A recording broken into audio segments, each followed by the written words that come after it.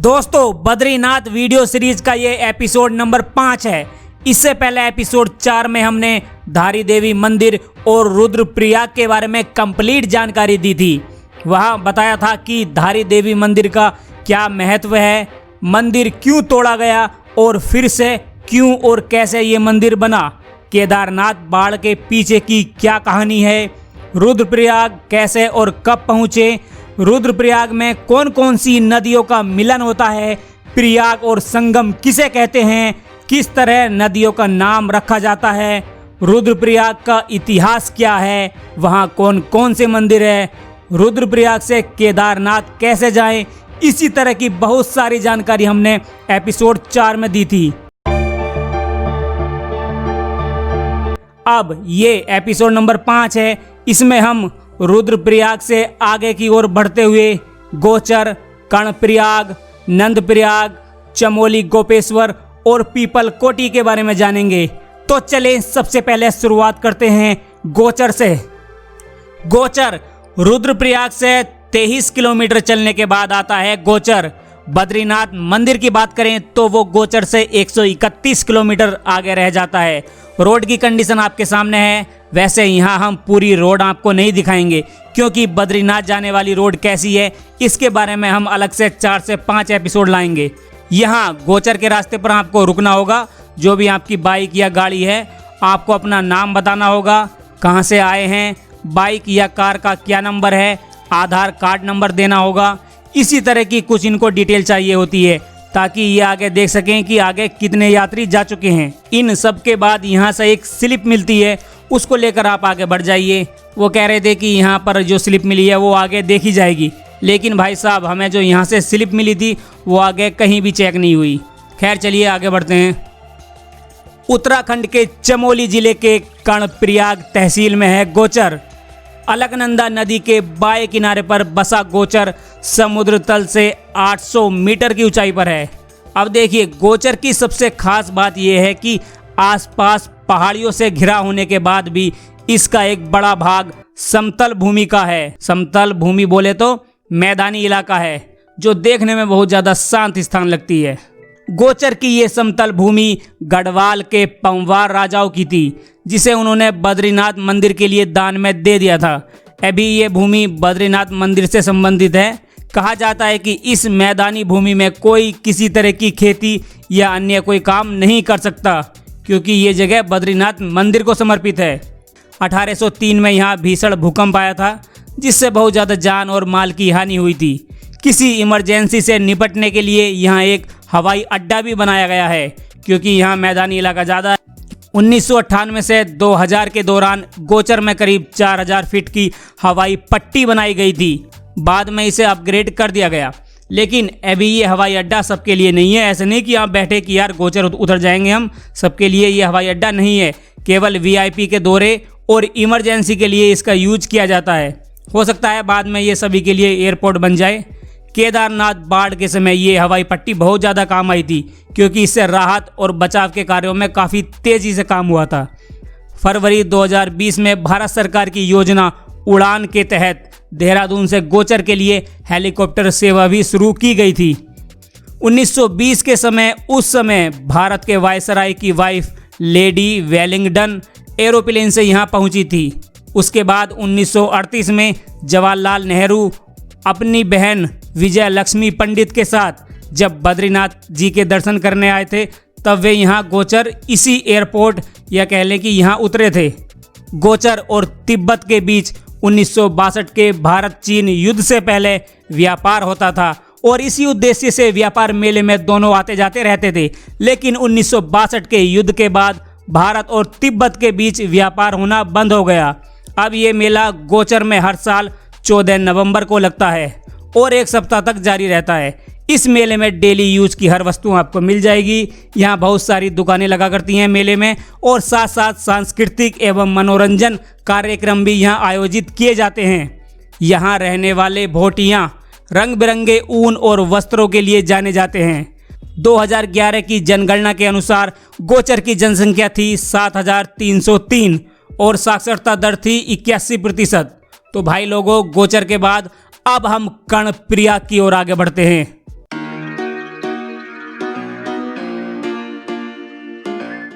कर्णप्रयाग, गोचर से कर्णप्रयाग 10 किलोमीटर आगे है। ये समुद्र तल से 1451 मीटर की ऊंचाई पर स्थित है। बद्रीनाथ यहाँ से 122 किलोमीटर आगे है। यहाँ गांव के लगभग प्रत्येक परिवार में भेड़ और बकरे पाले जाते हैं और उनसे ऊन बनाई जाती है, जिस कारण पुराने समय में कर्णप्रयाग को भेड़ गांव भी बोला जाता था। कहते हैं कि जमीन रिकॉर्ड में अभी भी यही नाम है, भेड़ गांव। यहाँ कुछ समय पहले तक शेर, चीता, भालू वगैरह आपको जानवर देखने को मिल जाते थे, लेकिन भैया जैसे जैसे शहरीकरण बढ़ता गया वैसे वैसे ये बहुत कम दिखाई देने लगे। यहाँ पर बाजार, होटल और बहुत सारी दुकानें हैं जहाँ पर पर्यटकों को हर चीज मिल जाएगी लगभग। पुराने समय में कर्णप्रयाग में एक बड़ा बाजार हुआ करता था।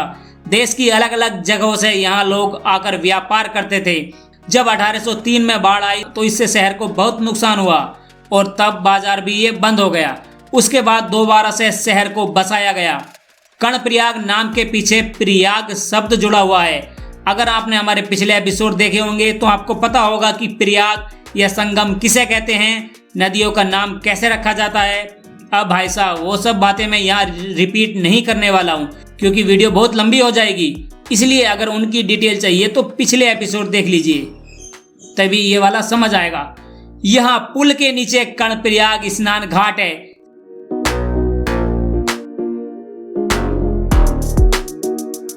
सीढ़ियों से नीचे उतरते हुए यहाँ आप पहुंच जाइए। दोस्तों, पिंडर नदी को कर्ण गंगा भी कहा जाता है। महाभारत में कुंती के सबसे बड़े पुत्र कर्ण, या कहें कि पांडवों के सबसे बड़े भाई कर्ण की ये तपस्थली के रूप में भी जानी जाती है, जिससे कर्णप्रयाग का नाम आया। मतलब कर्ण से आया कर्ण और नदियों के संगम से आया प्रयाग, मिलकर बना कर्णप्रयाग।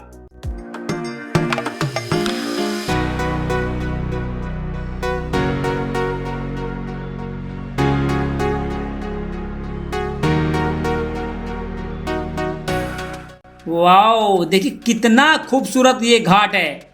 सच में यार कमाल का लग रहा है। दोस्तों, कर्णप्रयाग 5 प्रयागों में से तीसरा प्रयाग है। ये आप सामने 2 नदियों का संगम मतलब मिलते हुए देख सकते हैं। इसी तरह जब संगम को देखने का सौभाग्य मिलता है ना तो मैं धन्य हो जाता हूँ। बहुत सुकून मिलता है यार इस तरह देखने में, सच में। इससे पहले कि हम आगे की ओर बढ़ें, ये महोदय जी कुछ कहना चाहते हैं, तो भैया चल शुरू हो जा, तू भी बोल क्या कहना चाहता है। तो ये जो नदी आ रही है ये है पिंडार नदी। ये इधर से आ रही है पिंडार नदी और वो उधर से आ रही है अलकनंदा, और ये दोनों मिल रही है वहाँ पर। वो जो मिलती है उसके आगे बढ़ती है सिर्फ अलकनंदा। वो इसलिए बढ़ती है क्योंकि अलकनंदा पिंडार से ज़्यादा बड़ी है। आगे वही बढ़ेगी जो बड़ी होगी। पहली का नाम ख़त्म हो जाएगा, दूसरी का नाम शुरू।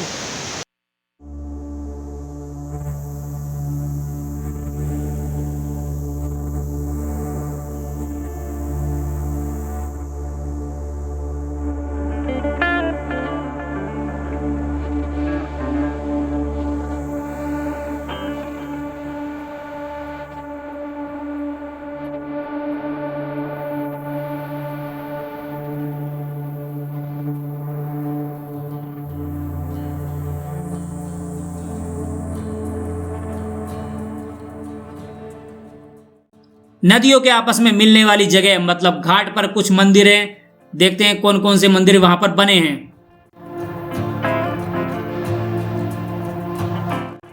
कर्ण मंदिर, जहां से अलकनंदा और पिंडर नदी मिलती है उसके लेफ्ट किनारे पर ही कर्ण मंदिर है।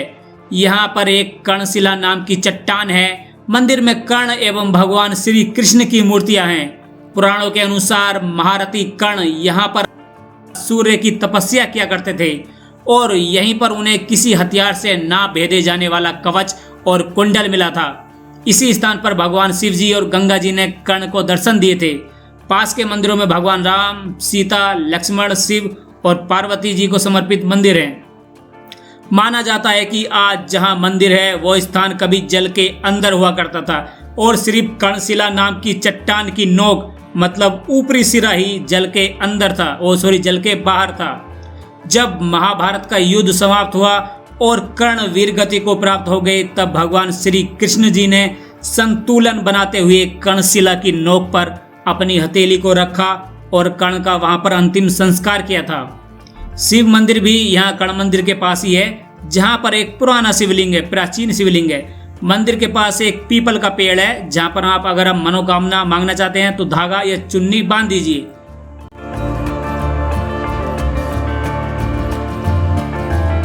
उमा देवी मंदिर कर्ण मंदिर के पास यानी नदियों के घाट पर ही उमा देवी मंदिर है।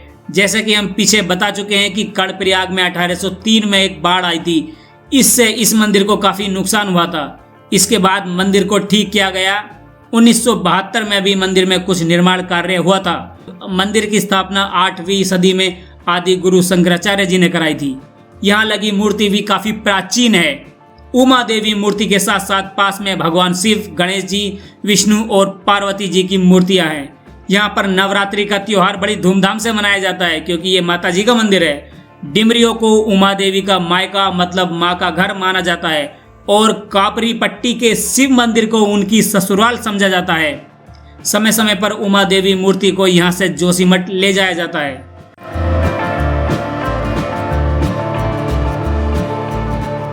अगला है नंदराज जाट नोटी। देखिए, ये वह जगह है जहां से हर 12 वर्ष बाद नंदराज जी की ऐतिहासिक यात्रा शुरू होती है। कहते हैं कि इस यात्रा का आयोजन पिछले 1500 वर्षों से चला आ रहा है। यह यात्रा कुंभ मेले की तरह मानी जाती है, क्योंकि वो भी 12 साल बाद आता है और ये यात्रा भी 12 साल बाद होती है। यह यात्रा गढ़वाल और कुमाऊं की इष्ट देवी नंदा जी को समर्पित है।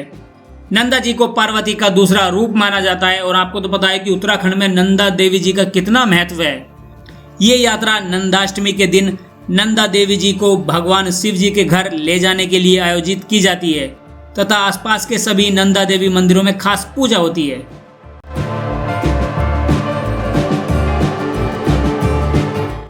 अगला है पंच बद्रियों में से एक आदि बद्री। कर्णप्रयाग से 19 किलोमीटर तथा चांदपुर गढ़ी से 2.5 किलोमीटर है आदि बद्री। यहाँ पर बहुत पुराने मंदिरों का एक समूह है। कहा जाता है कि इन मंदिरों का निर्माण स्वर्गरोहिणी पर जाते समय पांडवों द्वारा किया गया था। दूसरे मतानुसार इसका निर्माण 8वीं शताब्दी में आदि गुरु शंकराचार्य जी ने कराया था।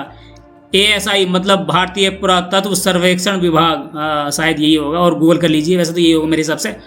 उनके अनुसार मंदिर का निर्माण 8वीं से 11वीं शताब्दी के बीच कत्यूरी राजाओं ने कराया था। ASI ही इस मंदिर की देखभाल करती है। कर्णप्रयाग के बाद अब हमारा अगला टारगेट है नंदप्रयाग। तो चलें उस ओर बढ़ते हैं।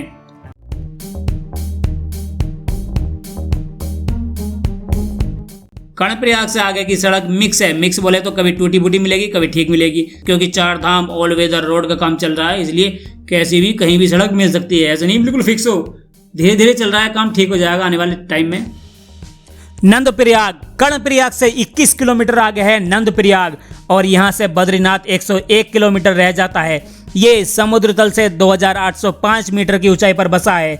नंदप्रयाग की 2011 की जनगणना के अनुसार जनसंख्या थी 1433।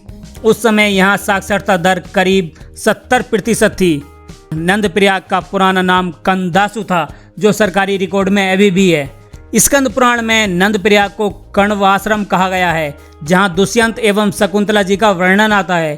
कण्वाश्रम के बारे में हमने कोटद्वार वाली वीडियो में पूरा बताया है, इसलिए अगर आप उसको जानना चाहते हैं तो वहाँ देख लीजिए। इसका नाम कण्वाश्रम से नंदप्रयाग इसलिए हो गया क्योंकि यहाँ पर नंद जी ने कई वर्षों तक तपस्या की थी।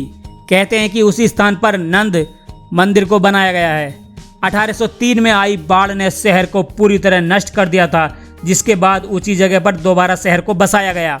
नंदप्रयाग अंग्रेजों के समय आज़ादी की लड़ाई का सेंटर भी रहा है।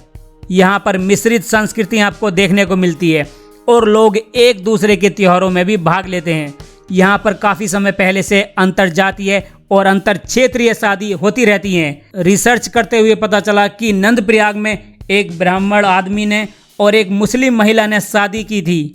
उनसे जो बच्चा पैदा हुआ उसने बड़े होकर संहारण आरती लिखी, जिसका भी बद्रीनाथ मंदिर में पाठ होता है। जैसा कि आपको पता है कि नंद जी के पुत्र श्री कृष्ण जी को होली खेलना कितना पसंद था, इसलिए यहाँ पर भी होली का त्योहार बड़ी उत्सुकता के साथ मनाया जाता है। पहले ये 10 से 15 दिन का चलता था होली का त्योहार, लेकिन भैया अब दुनियादारी लग गए सब अपने खाने कमाने में, तो ये 4 से 5 दिन का हो गया। नंदप्रयाग में बंदर आपको काफ़ी ज़्यादा मिल जाएंगे। कहा जाता है कि नंदप्रयाग में भगवान श्री कृष्ण जी के पिता राजा नंद ने एक बड़े से पत्थर पर बैठकर बहुत वर्षों तक भगवान विष्णु जी की तपस्या की थी, जिसके कारण यहाँ का नाम हो गया नंद, और नदियों के संगम के कारण हुआ प्रयाग, मिलकर बना नंदप्रयाग। इसी तरह नंदप्रयाग का नाम हुआ। बाद में इसको यदु मतलब यादव साम्राज्य की राजधानी बना दिया गया। नंद जी ने तपस्या इसलिए की थी कि उन्हें भगवान विष्णु जी के दर्शन हो जाए, और जब भगवान विष्णु जी उनकी तपस्या से खुश हो गए तब उन्होंने कहा कि नंद जी आप कोई सा भी वरदान मांग लीजिए। तब नंद जी ने कहा कि हे भगवान विष्णु, हे परम पिता परमेश्वर, मैं बालक के रूप में आपको अपने घर बड़ा होते हुए देखना चाहता हूँ और जी भरकर आपके बचपन के रूप के साथ खेलना चाहता हूँ। मतलब वो चाहते थे कि भगवान विष्णु उनके घर में बालक रूप में आए। अब भगवान विष्णु जी सोच में पड़ गए यार। वो इसलिए क्योंकि नंद जी से पहले ये वरदान कंस की बहन देवकी जी ने मांगा था। अब विष्णु जी की लीला तो आपको पता ही है भैया, वो किसी को बिना वरदान दिए पीछे नहीं हटते, मतलब अपना वचन नहीं तोड़ते। तो उन्होंने भगवान श्री कृष्ण जी के रूप में देवकी जी की कोख से जन्म लिया। कृष्ण जी के पिता का नाम वासुदेव था। आकाशवाणी के कारण कंस देवकी जी के सारे पुत्रों को धीरे धीरे करके मार रहा था, तो देवकी जी को ये डर था कि उनके कृष्ण रूपी इस पुत्र को मारने की भी कोशिश की जाएगी। हालांकि बालक रूप में स्वयं उनके पास भगवान श्री कृष्ण थे, पर भैया माँ का मन तो माँ का ही होता है ना। उन्हें अपने बच्चों का हमेशा ख्याल रखना होता है, और वो डरती हैं कि कोई ना कोई नुकसान या हानि मेरे बच्चे को ना हो जाए, इसलिए वो ज़्यादा से ज़्यादा सिक्योरिटी रखनी चाहती हैं। धन्य है माँ। तब उन्होंने वासुदेव जी को कहा कि आप इस बच्चे को लेकर यशोदा और नंद जी के पास चले जाओ और इनको वहीं छोड़ आना, वहीं अब इनका लालन पालन करेंगे। तो वासुदेव जी यमुना पार करके नंद जी के घर कृष्ण जी को छोड़ आए। नंद जी और उनकी पत्नी यशोदा जी ने कृष्ण जी को पाला। देखिए किस तरह भगवान विष्णु जी ने नंद जी और देवकी जी के वरदान का मान रखा, मतलब अपना वचन नहीं तोड़ा। इसीलिए तो कहते हैं भैया, आया अंबर से संदेश, मानो वासुदेव आदेश, बालक लेकर जाओ नंद जी के द्वार के, लीला तेरी तू ही जाने। ज़्यादा जानकारी भैया आपको चाहिए तो कृष्ण लीला और महाभारत देख लीजिए।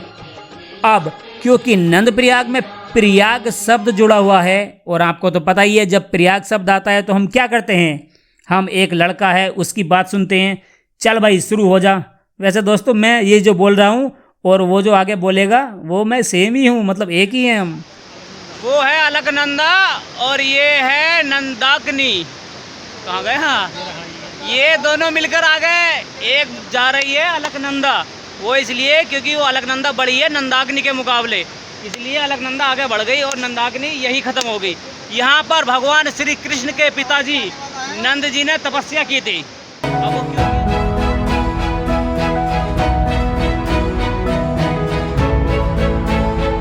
नंदाग्नि और अलकनंदा नदी मिलती हुई कितनी अच्छी लग रही है ना। अति सुंदर हरे भरे पहाड़ों के बीच इतना पवित्र संगम अगर देखने को मिल जाए तो भाई साहब क्या कहने। दोस्तों मैं यहाँ माफ़ी चाहूँगा कि हम वहाँ नीचे प्रयाग तक नहीं पहुँच सके। वहाँ जाकर आप और हम देखते तो भाई साहब और भी बढ़िया लगता। मेरा तो मन था यार वहाँ पास में जाकर देखने का, पर क्या करें भैया, हम टोटल 6 बंदे थे और 6 में 2 ऐसे थे भैया, उन्हें देखकर ऐसा लग रहा था कि वो तो बिल्कुल कसम खा कर आए हैं कि भैया हम रास्ते में कहीं नहीं रुकेंगे, सीधा बद्रीनाथ रुकेंगे। अबे यार पहाड़ों में घूमने आए हो या फिर कोई एग्ज़ाम देने आए हो कि बिल्कुल फिक्स टाइम है हमें तो वहाँ तक पहुँचना, उस टाइम तक। अरे यार जब समय है तो कम से कम उन स्थानों को तो देख लो रास्ते के जो बहुत अच्छे हैं। खैर ग्रुप में तो ये सब चलता रहता है, आपको पता होगा। संगम को देखने के लिए कंक्रीट का घाट बनाया गया है। पास ही में एक छोटा सा पार्क भी बना है जिसमें लगी बेंचों पर बैठकर आप घंटों तक 2 नदियों के मिलते हुए संगम को देख सकते हैं। दोस्तों नंदप्रयाग के बारे में एक बात जानकर थोड़ा अजीब लगा कि यहाँ पर सुबह या शाम किसी भी समय गंगा आरती नहीं होती, पता नहीं जो भी वजह होगी। अब इनके बाद हम देख लेते हैं कि नंदप्रयाग में कौन कौन से मंदिर और स्थान हैं।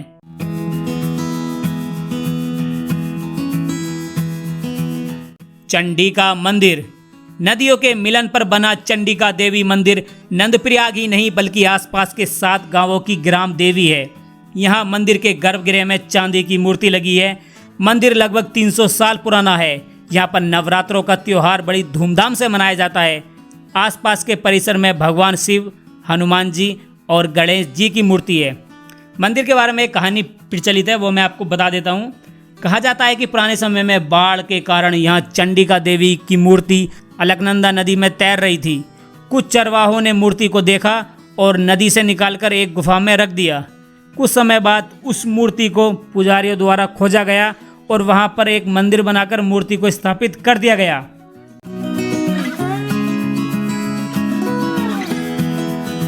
गोपाल जी मंदिर, चंडिका देवी के पास ही गोपाल जी का मंदिर है। यहाँ पर भगवान श्री कृष्ण की अष्टधातु की एक बहुत सुंदर मूर्ति है, जिसकी स्थापना 1892 में की गई थी और 1918 में मंदिर यहाँ बना दिया गया।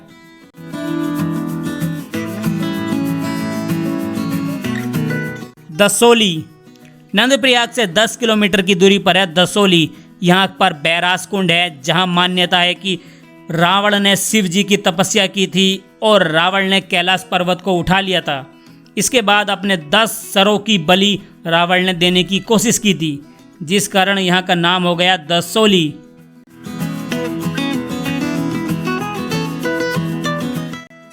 रूपकुंड, नंदप्रयाग से एक रास्ता ट्रैकिंग के लिए भी जाता है, जो 20 किलोमीटर का है। रूपकुंड समुद्र तल से 5029 मीटर की ऊंचाई पर है। यार ऊंचाई तो काफ़ी है इसकी। 1942 में इस झील में करीब 9वीं शताब्दी के आदमी और घोड़ों के पिंजर मिलते हैं। 2004 में जब DNA टेस्ट किया गया तो इस बात का पता चला।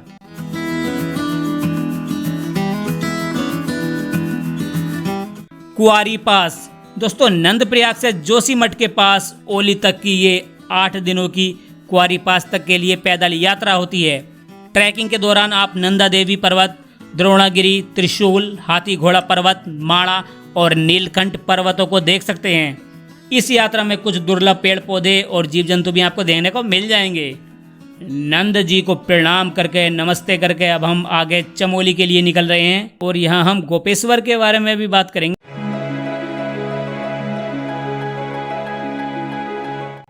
चमोली और गोपेश्वर, दोस्तों चमोली वाला रास्ता फिलहाल अभी खराब चल रहा है। सड़क ज़्यादातर आपको टूटी फूटी मिलेगी और अभी तो मैं ये सिर्फ चमोली और चमोली से पहले का बता रहा हूँ।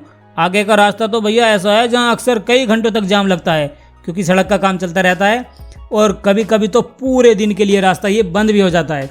इसलिए आप कोशिश करें जितना संभव हो सके, मतलब ऐसा नहीं कि ज़बरदस्ती कि आप चमोली पार करके ही रुके। वो हम आपको अगले एपिसोड में बताएंगे जो आगे वाला रास्ता है जोशीमठ के लिए जब हम चलेंगे। नंदप्रयाग से 22 किलोमीटर आगे है चमोली, जहां से बद्रीनाथ 103 किलोमीटर रह जाता है। अलकनंदा नदी के किनारे बसा चमोली समुद्र तल से 1550 मीटर की ऊंचाई पर है। अगर आपको ऋषिकेश से सीधा बद्रीनाथ तक के लिए बस नहीं मिलती तो यहाँ तक के लिए बस पकड़ लिए, ऋषिकेश या हरिद्वार से यहाँ चमोली तक के लिए बस पकड़ लीजिए और यहाँ से फिर आपको जीप वगैरह मिल जाएगी बद्रीनाथ तक के लिए। चमोली से करीब 10 किलोमीटर केदारनाथ वाली सड़क पर गोपेश्वर आता है। गोपेश्वर बालसाती नदी के किनारे बसा एक शहर है। अब आप सोच रहे होंगे कि यार ये तो चमोली का जिक्र कर रहा था, तो बीच में गोपेश्वर कैसा आ गया? अरे भैया दोनों एक साथ ही हैं। वो कैसे, सुनिए। 1960 में जब चमोली को जिला बनाया गया तब इसका हेडक्वार्टर भी चमोली में ही था। ठीक है, कोई बात नहीं। यहाँ से 10 किलोमीटर दूर एक छोटा सा गांव है, उस समय गांव था छोटा सा गांव गोपेश्वर। 1663 में चमोली और गोपेश्वर को जोड़ने वाली सड़क को बनाया गया। चूँकि चमोली अलकनंदा नदी के पास था तो भैया बार बार यहाँ पर बाढ़ और पहाड़ों के खिसकने की घटनाएं होती रहती थी। 20 जुलाई 1970 को अलकनंदा नदी में एक तगड़ी बाढ़ आई थी जो चमोली शहर के अलकापुरी एरिया को बहाकर ले गई। अब क्योंकि चमोली जिला और हेडक्वार्टर दोनों था तो सरकारी कामकाज तो भैया होते ही हैं जिले में या हेडक्वार्टर में। खराब मौसम के कारण अब यहाँ लोग पहुँचे कैसे, क्योंकि बारिश है, लैंडस्लाइड है, इस तरह की काफ़ी समस्या हैं। इस समस्या को दूर करने के लिए चमोली जिले के हेडक्वार्टर तथा अन्य सभी इम्पोर्टेंट ऑफिस को गोपेश्वर में ट्रांसफ़र कर दिया गया। अब जब सही तरीके से काम होने लगा तो चमोली और गोपेश्वर दोनों शहरों को जोड़कर चमोली गोपेश्वर नगर पालिका परिषद मतलब म्युनिसिपल काउंसिल बना दिया गया। गोपेश्वर चिपको आंदोलन की महत्वपूर्ण घटनाओं का साक्षी भी रहा है। 2011 की जनगणना के अनुसार यहाँ की जनसंख्या 21,447 थी। गोपेश्वर में गोपीनाथ मंदिर, Pandit Deendayal park, police ground का स्पोर्ट्स स्टेडियम आदि कुछ स्थान हैं। चमोली जिले का एकमात्र टीबी हॉस्पिटल गोपेश्वर में ही है तथा साथ ही शिक्षा का ये केंद्र भी है। यहाँ बहुत सारे स्कूल, कॉलेज तथा कोचिंग सेंटर है।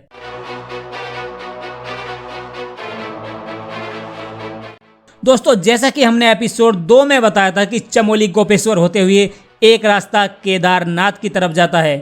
केदारनाथ मंदिर चमोली से करीब 134 किलोमीटर है। रुद्रप्रयाग से केदारनाथ जाने वाला रास्ता और चमोली गोपेश्वर होते हुए केदारनाथ जाने वाला रास्ता, ये दो जो रास्ते हैं रुद्रप्रयाग और चमोली वाला, ये दोनों उखी मठ में जाकर मिल जाते हैं। उसके बाद सेम वही रास्ता है। बद्रीनाथ से वापस आते समय केदारनाथ जाना चाहते हैं तो इस रास्ते का आप चमोली वाले रास्ते का यूज कर सकते हैं। ये भी हम आपको दिखाएंगे पूरी डिटेल जब केदारनाथ के 10 एपिसोड लाएंगे। अब जब यहाँ आपके केदारनाथ के दर्शन हो जाए तो वापस आप गौरीकुंड, सोनप्रयाग, फाटा, उखीमठ और अगस्त्यमुनि होते हुए रुद्रप्रयाग वाले रास्ते से आ जाइए। उसके बाद हरिद्वार, ऋषिकेश, जहाँ भी आपको जाना है वहाँ चले जाइए। ज़्यादा जानकारी चाहते हैं तो भैया एपिसोड 2 देख लीजिए, पूरी डिटेल समझ आ जाएगी।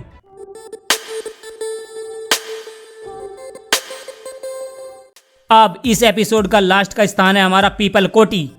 चमोली से पीपलकोटी 16 किलोमीटर दूर है। जैसे कि मैंने पीछे बताया कि सड़क की कंडीशन ज़्यादा अच्छी नहीं है।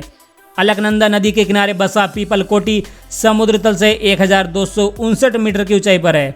यहाँ से बद्रीनाथ 75.6 किलोमीटर है। ये नेशनल हाईवे 7 पर है, जिसको पहले कहा जाता था राष्ट्रीय राजमार्ग 58। हम करीब शाम के 6 बजे पीपलकोटी पहुँच चुके थे। पहले हमारा प्लान था कि भैया यहीं रुक जाएं, शाम होने वाली है, लेकिन ग्रुप में विचार विमर्श करने के बाद तय हुआ कि अब हम रुकेंगे जोशीमठ।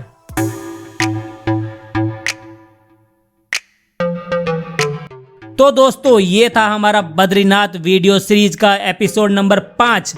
अगले एपिसोड 6 में हम जोशीमठ पहुंचेंगे। वहां ओली और जोशीमठ के अन्य सभी महत्वपूर्ण स्थानों के बारे में बताएंगे। तो चले मिलते हैं अगले एपिसोड में। तब तक के लिए जय बद्री विशाल।